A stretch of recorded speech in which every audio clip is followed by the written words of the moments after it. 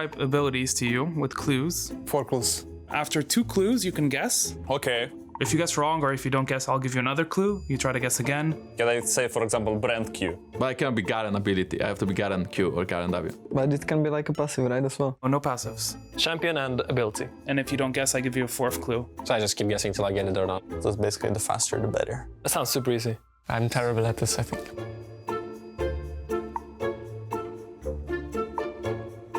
First ability, it grants damage reduction, and it has a 0.75 second channel. What? So it has a cast time. Sona W? Usually they're on W, so I would guess it's a W ability. I will say Aurelia W. Karen W. Ramos W. Does Ramos W have a channel, damage reduction, or just flat armor? My first idea was Mastery, but I don't think it's Mastery. Galio ult? I would say Alistar ult. It empowers your next auto attack. I was more confident without the first clue, actually. No, it's not a jungler for sure. I would know this. Ramos W. I wanna keep writing down Mastery, and I know it's not Mastery. Your next auto attack does AoE bonus magic damage and has bonus range. Really? AoE, auto attack. Should be obvious now, I'm a pro player after all. NEE. I feel like it's so garbage, no? That sounds fucking broken. Whatever it is, I'll go play today at solo queue. Kale comes to mind, but that's not how she works. Oh, I know it. It's a Gragas W. Oof. Oof. Oh my god. Gragas W. Oh my god, yes. Gragas W. Oh my god! I play Gragas every day almost, like, oh my god. This is a global ability, and it deals magic damage. One could say Kartus ult, but that's doesn't really mean it's global. Because there's like literally 2 abilities. It's Kartus ult Kartus ultimate? or GP ult GP ult. or Ashe. Ashe ult. You're literally playing roulette here. Come on, I will say GP. Ezreal ult? Galio R. It's not an ultimate. What? Swain W. Okay, it's a Swain thing, like bro, the eye. No? What do you mean no? It's fit, by the way. Someone actually said Swain W. Nidalee trap. Well, my Nidalee spears are pretty global. This ability applies the champion's passive and slows. Lilia E. Lilia E. Did someone actually say Lilia E without the 3rd clue? Lilia E? How? Okay, this guy is bigger brain than me. This guy went reverse psychology big time. Oh! Ah, it's a Lilia actually. Lilia ball. E, it's a hit. Oh, it's double. D, oh, it's E. Oh, bro, no. I forgot, yeah, I forgot. Didn't play a long time.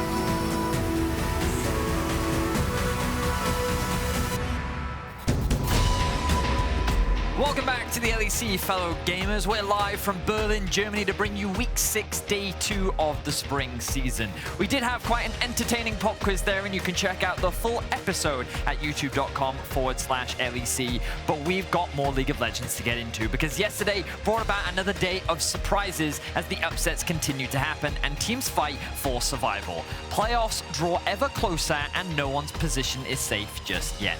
Today is Bring Your Son to Work Day. Obviously, I don't have a son, so instead I brought Christy Ender Frierson, as I expect him to be as equally disappointing. Ender, how is it to be here again? Welcome back. was a lot better before you said that, you know? I feel like Shox wouldn't have been that mean to me. Well, you know? Shox isn't here. Maybe I'm the host today. take a note from her. Nah. Anyway, Nightmare, also, pleasure to have you. Now, yesterday, European fans begin to ask the question, is every team really good or is Europe just bad? As Astralis and SK found wins over Fnatic and G2 respectively. Nightmare, thoughts? Oh, that's an easy question. I do think that the bottom teams have stepped up. Particularly, I'm looking at the early game from Astralis, from SK. A lot of them have found ways to survive to a point in the game where they can actually pull off the team fights they've been trying to. I feel like it's a step up.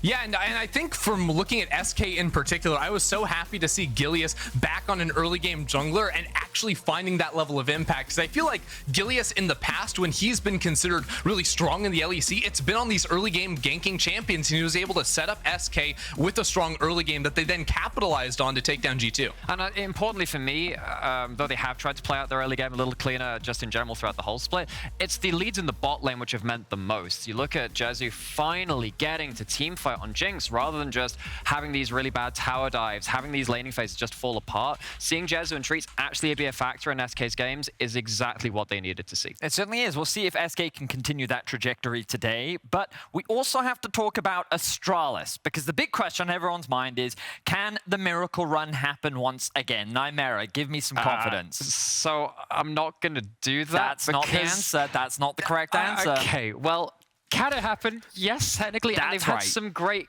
games. They have. They've managed to pull off a lot of very convincing early games. I love the way that Zanzara and Deor are then using those early game leads to then fight in the mid game around Jarvan, around Vex. That's been great to see.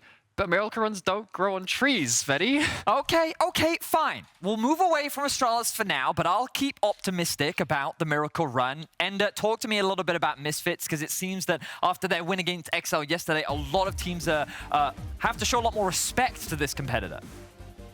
Yeah, and I think Misfits was a team that I was expecting to definitely fall down the rankings after their offseason, losing Razork in particular, but their top side of the map has looked really strong. Here it continues to play really strong 1v1s up in the top side, and for me, it has been Vito as a standout player, you know? He used to be pretty inconsistent last year, joining as a rookie into the team, but he's not the Zoe one trick anymore. Like, he can play just about anything, and he's been far more consistent than ever before for this roster. And I think that it's not just the VTO show now, because Neon's actually a big factor. You're talking about Hirit. Hirit had a pretty sucky first part of the split. Started to stabilize a bit now, probably not at the peak which he wants to see.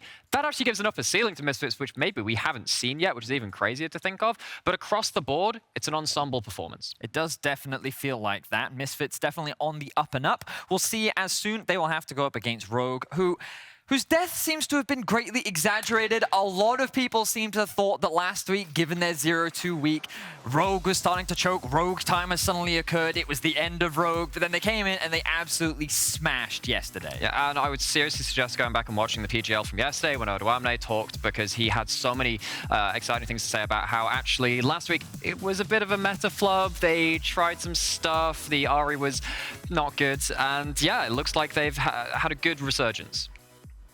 Yeah, and for me, it's showing that, you know, Malrong still has that early game impact when it's not even necessarily picking the early game aggressive jungler. He's playing the Hecarim yesterday, gets counter jungled right off the bat with an invade, still finds a way to path around Fog of War and find a gank in bot lane on the Hecarim and also scale up into the team fight. So for me, this Rogue lineup has so many of the features as it had from last year. Strong laning, playing for priority. Now with the jungler that wants to gank their lanes all the time, and it's worked for them. And I don't think, you know, being an overreacting Andy and saying a one bad week is them all of a sudden falling off the pedestal. This team is still very much at the top of the LEC standings and my favorite so far this year. And this comes from an expert, not the biggest Odoamne fanboy on the planet. We can guarantee you that. From Unbiased, the best teams in the LEC to the best teams in the LCK, the wonderful Ashley Kang is standing by to give us an update on all you need to know about the first round robin over in Korea. LCK fangirl who is visiting the LEC right now, I would love to give you guys some update on how the LCK has been doing all over at South Korea as the LCK closes up the first round robin of 2022 LCK Spring. I guess when it comes to LCK, everyone wants to know how is FLICKR doing, how is T1 doing, and I can tell you they have been doing exceptional. Currently on 9-0 win streak at the moment. They this is the team that went to the semifinals of 2021 Worlds, and the consensus is they have become even better as a team since then. FLICKR has been flexing his champion pool, playing everything from Victor to Vex to sometimes an old cheeky Tryndamere mid. Gumayusi and Keria, a lot of people will say that this is the best bot lane in the world right now. Keria and Zeus, despite only being 18 and only starting full-time for this T1 roster for the first time in 2022, has been going toe-to-toe against the best top laners in Korea, such as Rascal and Keen. So Spring has largely been the dominance of the T1, but I guess many LEC fans will be asking, how is Damwon doing right now, the team that gave fear to the hearts of the LEC fans throughout 2020 and 2021? And I can tell you, it has been a bit of a mixed bag. The team managed to maintain their core roster, Showmaker and Kenya, but added the bot laners, Dukdam and Kellen, as well as a relatively unproven top laner, Bertle, to their roster. And they have indeed been dropping games against the top teams such as T1 and DRX, so they're currently in 4th place right now, which is not what we would necessarily expect from Damwon, which has been the 2020 world champion. So, but I did recently chat with Showmaker and Dukdam right before I came to LEC that this roster will take a while to mesh, that this is a new roster after all. So we'll see what happens with Damwon Gia, but I'll certainly say that we have more to expect from this team from Summer Split. So that has been the T1, right followed by Genji, who are the super teams of the LCK right now. But I do want to draw attention to DRX, who I would say are the dark horses of the LCK right now. Despite the shaky start of starting the LCK at 3-0, they have been defying expectation right now. Deft and Beryl, the two veterans that came together at the DRX bot lane, have been smashing bot lane after bot lane.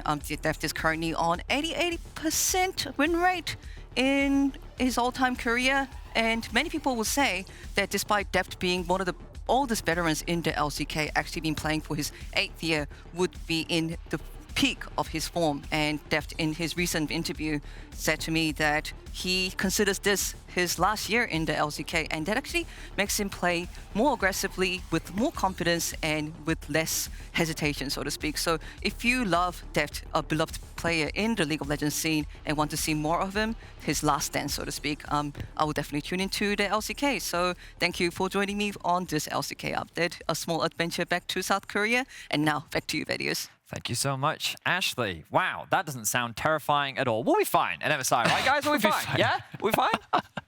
Well, I mean, I think for me, I started watching League because of FLICKR's Ari back in Season 3. He played it again in his 1,001st game. His storyline's just everywhere. It's so hard not to be a fan, but also kind of be terrified at the same time. Yeah, exactly that. Or, you guys can watch the LCK, or just don't for now. We'll get there at MSI later. Now, ahead of the 70-second clash between G2 Esports and Fnatic today, our stats team have prepared a couple of questions focusing on this age-old rivalry.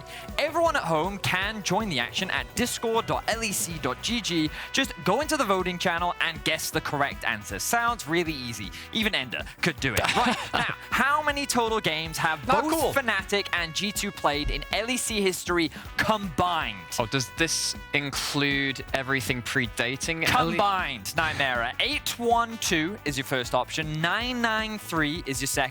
1,117 is your third. And 1,386 is your fourth. Now, we're starting off easy. You can see that the votes are already coming in. It seems like option 3 is the favorite for now. Ender, any thoughts? I honestly, my brain is breaking trying to think about this. Like, I can't do trust math your gut. that fast. You're an LEC expert. My gut says 993. 993. Okay. Yeah. Well, the amount of playoff games they played last year as well. Come on, Amara, I'm going to go with option 3. You're going to go with option 3. It's going to follow chat. The answer is 993. Ender already getting a point on the board. Beautiful. It's just too easy. Moving on to question 2. How many players have played on both sides of the G2 versus Fnatic matchup? Is it 2 players? Is it 3 players? Is it 4 players? Or is it 5? Remember, players that have played on both sides of the Fnatic matchup. This is an easy one, boys. Come on. Chop, chop. 3. Okay, 3. Ender? I'm going to go with 4. 4? The correct answer is 4. Ender back back-to-back. 2-0 Look at me. over Nightmare. Wow. Question Yo, number but can we 3. talk about how wrong chat has been? Like both times they were just hilariously wrong. wildly wow. off. Imagine losing to Ender. Which player has participated in the most first bloods in all G2 versus Fnatic matches combined? Jankos, Caps, Reckless, or Hylissang? Now remember, Jankos is the first blood king, but perhaps that's a trap card. What will you choose?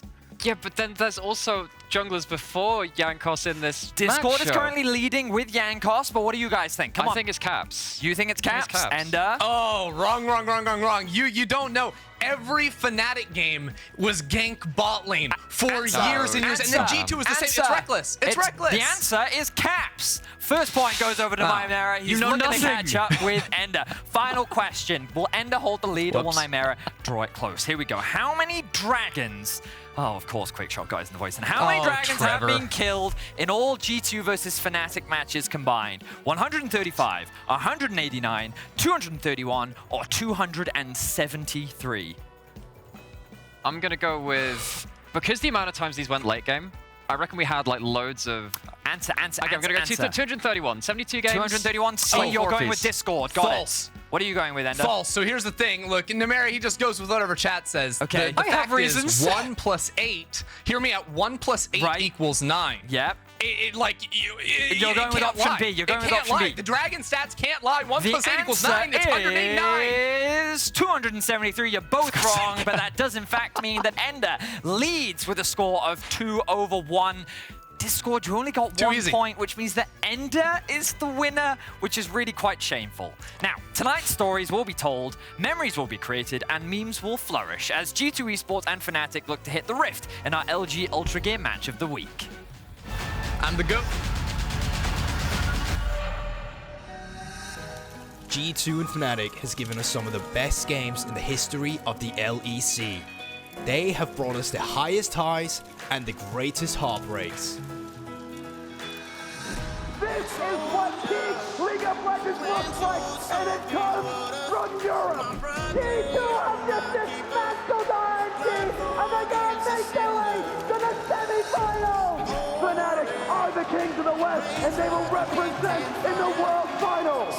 FPX, get ready. G2 is headed to Paris.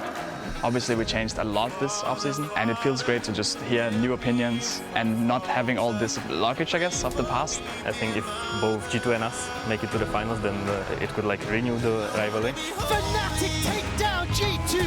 The base is still alive, and G2 survive in this game. It's the greatest game ever. G2, they take it. Fnatic are on the precipice of making history. The first team to defeat G2 Esports in 2.5 years.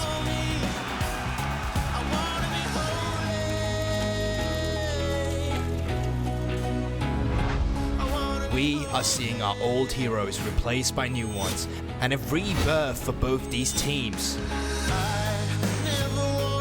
Not much is left of 2019, but we are trying to make it again to be one of the greatest teams Europe has ever had. Playing with these guys is like playing with your family, and yeah, it feels really great, and I really love every single one of my teammates. Despite everything that is changing, one thing will always remain the same, and that is the rivalry between these two great organizations staying alive. I think G2 is Caps, and it's just always exciting to play against Caps, and whoever is in his team, it will be always exciting to play. Now for the finish! Pulls them back with the showstopper. Armor already in the middle of the pit. Jankos trying to take him out. Armor's going to have to flash away. The shockwave lands onto 2. Look at the damage. Perks is just dead. We couldn't even see him go down. Perks caught out once again. The damage is disgusting from Razork. Razork and Humanoid forced up to the top side. FLICKR gets the chrono shift. He doesn't need the life, but he does need the assist. FLICKR gets 3 and G2 take the fight. We always want to show that Fnatic is better than G2. That's why it's like so bloody, and we always don't want to give an inch to each other. So yeah, for sure there is something that is different than other teams. 1, 2, 3, fire! I have a lot to prove to that I'm still here, and it's still my trophy. So going up against Fnatic will be a lot of fun. It's time for new heroes to rise up, for new rivalries to begin. a new era for the LEC, and a new era for G2 and Fnatic. Wow. What an epic video for an epic matchup between two epic teams that both lost yesterday. Yeah, well, expectations were very high coming into the matchup, but after their struggles yesterday, there are a couple question marks that surround the performance of both these teams. Yeah, you know, both of these squads have had some stumbles, namely, you know, looking at perhaps an Astralis on the other end of them being able to best them. But for me, when you look at these two teams, they still are very much at the top of the standings. Like, yes, those losses are going to hurt, but a lot of that, like in the Fnatic game against Astralis, came down to some awkward team fights, the later game situations. And I think you could tell a similar story with Rogue faltering in the last week as well. So for me, I'm not all of a sudden down on these teams after they dropped that. I think they both made big changes in their rosters heading into the year. They've been positive overall. And now it's about like who can actually push Rogue down, because the fact of the matter is, with Rogue and Madline stepping up so much in 2020, these two teams had to make big changes in order to try and get back on the top of Europe once again. But so far, it has been Rogue at the top all the way this year, and they're going to have to get past one another before they can challenge Rogue. They certainly will, but I think that two of the players that we'll be keeping our eyes on in this matchup is that mid lane, Caps and Humanoid, two staples of the European mid lane pool that I think are always an exciting matchup to watch. 100%, because it does seem like wherever emotion happens on the map from G2, it starts from mid-jungle. You know, we saw them pick up more combat summoners on the mid laners to go help out Jankos. Jankos would be continually playing aggressive, trying then to go affect top lane. It all starts from this mid lane, though. But then on the other side, Humanoid doesn't need any other attention. He still gets it because you've got Hylissang on your team, but both of these players are so integral to the way their teams play. They certainly are. They're going to be exciting to watch. Now, if that wasn't enough to whet your appetite, here's some G2 players showcasing their severe lack of knowledge when it comes to flags. We asked G2 to identify these European flags. Croatia. I would say Croatia. Romania. This is Slovenia. Wait, that's neons from this country. Slovakia? This is Slovakia. That's Croatia. Switzerland. I have no clue. Okay, I would say Serbia. Okay, Belgium. This is Romania. That's Rumunia in Polish. Is Romania? No. Is Romania? Wait, that's Finland, right? Finland. Is the Dutch flag? Holland. That's Greece. This is Greece. Norway. Norway. This is Serbia. That's Croatia. Serbia? No. Croatia. Oh, Belgium? Is this the Belgium one? This is Belgium. And this is Belgium. Okay, so I'm not that bad.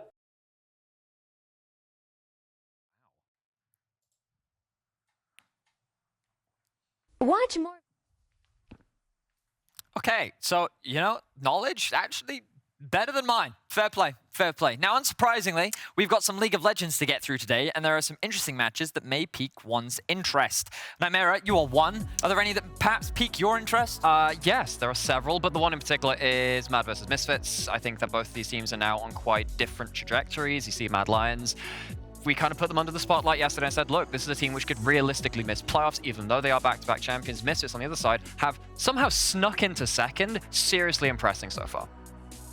Yeah, I also think Vitality versus Rogue is a matchup I have my eyes on. You know, I've been fairly disappointed with what I've seen from Vitality throughout the split with such high expectations. And, you know, I'm still waiting for them to prove that they can be at the top, and what better to do than start it off by taking down Rogue today. I'm sure that that has absolutely nothing to do with your deep, loving fandom for Odoamne. Now, Astralis is looking to keep their miracle run going as they will be going up against XL in the opening match of the day. Ashley is joined by their top laner, White Knight, to talk about their wins over Rogue and Fnatic recently. Thanks, Fadius, and I'm joined here by the top laner of Astralis, White Knight. White Knight, it's been a really great week for you, and Astralis, as you defeated Fnatic only yesterday. How did it make you feel, and does it give you like an extra boost of confidence as you head into the XL match today? Yeah, of course, it felt really amazing because obviously they are one of the best teams right now, like top 2 for sure. Yeah.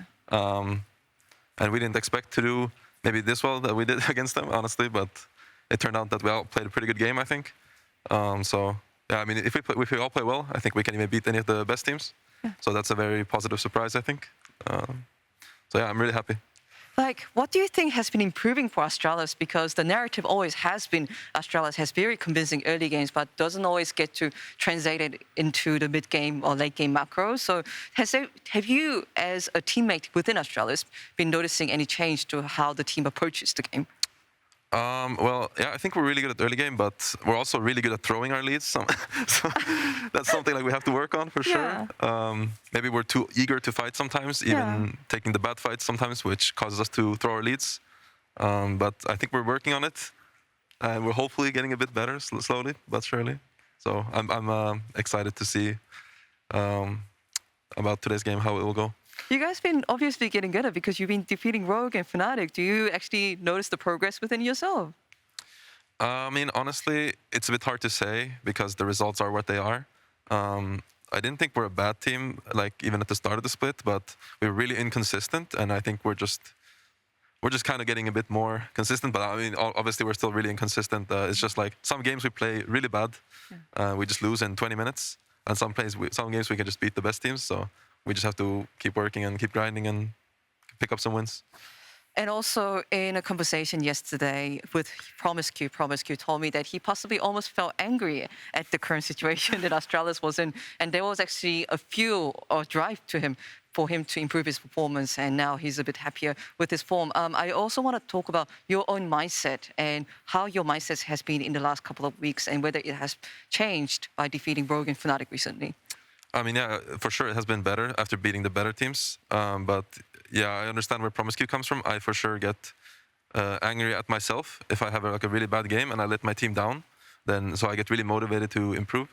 I think he's the same, and so I kind of understand where he comes from. Okay, hopefully this does fuel Astralis to even more future upsets and exciting games for your team. And thank you so much for the interview. Best of luck for against XL. Thank you so much. Thank you, and back to you, Vedius. Thank you very much, Ashley. And before we get into the nitty-gritty, we wanted to ask everyone at home, do you believe in the Astralis miracle run? You can spam yes or no in the chat right now. And please hit me with your chat spam and why. No. Oh. Look, I'm sorry. It's just too hard, right? Their chances of Miracle Run are as good as Schalke's this year, in all honesty. Because, like, even if you look at the games that they have won recently, like, all credit to them, they have been able to take down some very good teams, but I don't think they're instantly reinventing the wheel, like reinventing how they play themselves, right? You sort of heard in the interview there, they're doing some things that were already working for them, like their early game, and then in the later situations, finding out ways to actually win some of these fights, specifically against Fnatic, and take that win. It's still somewhat sloppy, like against Rogue, they had these early leads, the game still felt very, very close for a long time, so I don't see a world where Astralis can suddenly win out from here on. Okay, so a little bit of skepticism from Ender, but of course, Ender's opinion doesn't really matter. All I really care about is the chat's opinion. I won the quiz, what are you talking about? Yeah, but I still care more about chat's opinion than yours. So, when I get a little bit more information, I will... The answer is no. So it turns out that chat actually agrees with Ender. But you know what? I'm keeping that hope alive, okay? That miracle run, we've seen it before. I think we'll see it again. But of course, in their way is XL, Nightmare. And even though they were defeated yesterday, what are your thoughts on the team right now? What's stronger, the Astralis miracle run or the XL curse? You know, something's got to break here.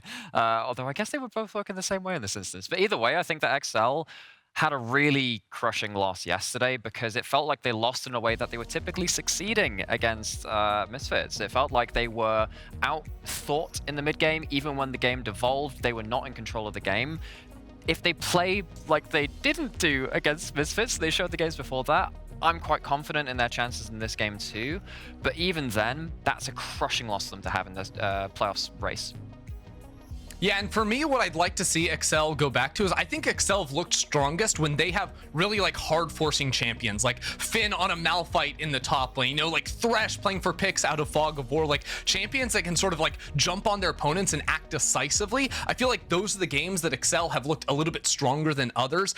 Sometimes they can get a little lost in the sauce in that. So for me, I'd actually like to see Finn drift away from some of the Hullbreaker champions. I wasn't a huge fan of like going into like the split push on the Tryndamere in the last last game, and I'd like to see him play something that can kick fights off for the team. Okay, so we've got clear ideas from Ender and Namer about what they want to see, and we also have to remember that in terms of the stakes, this is a very important game for both teams, for the Astralis Miracle Run and for XL to potentially finally qualify for playoffs. Now that the teams are ready, it's time for another poem.